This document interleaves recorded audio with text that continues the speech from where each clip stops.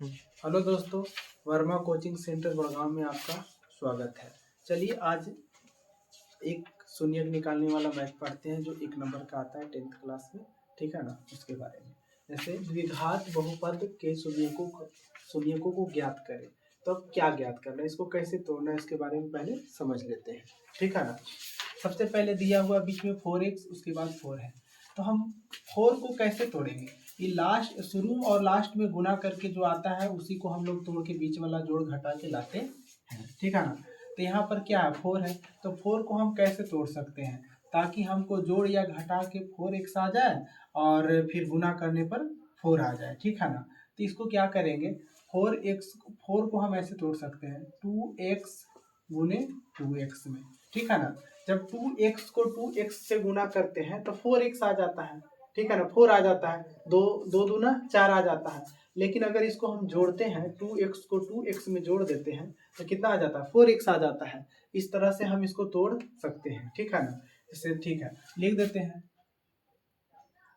x square plus 2x plus 2x plus 4। देखिए यहाँ पर क्या हुआ कि यहाँ पर प्लस इसलिए दिया गया क्योंकि 2x को 2x में अगर हम जोड़ते हैं तो कितना हो जाता है, 4x हो जाता है। और अगर 2 को 2 से गुना करते हैं तो कितना लास्ट वाला आ जाता है, 4 आ जाता है। इस तरह से हम इसको तोड़ सकते हैं।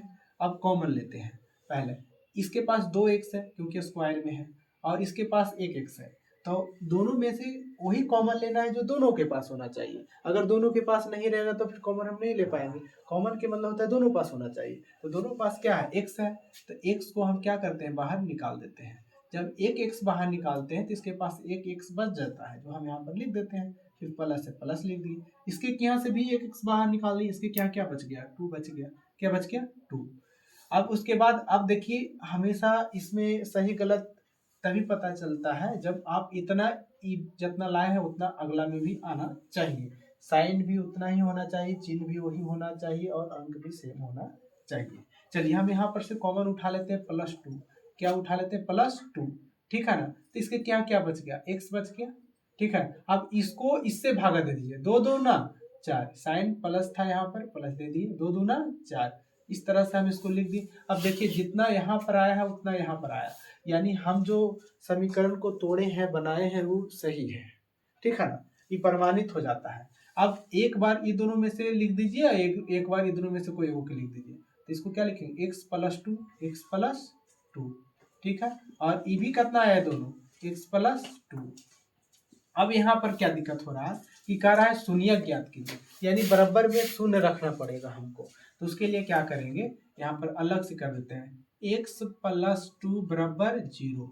ये प्लस में इधर जाएगा तो क्या हो जाएगा, -2 हो जाएगा, एक निकल गया। इसको भी इसी तरह से कर देते हैं, x + 2 लिखा हुआ बराबर में 0 क्योंकि शून्य कर रहा है, तो प्लस इधर जाएगा तो क्या हो जाएगा, -2 हो जाएगा। इस तरह से हम 1 नंबर आसानी से प्राप्त कर सकते हैं।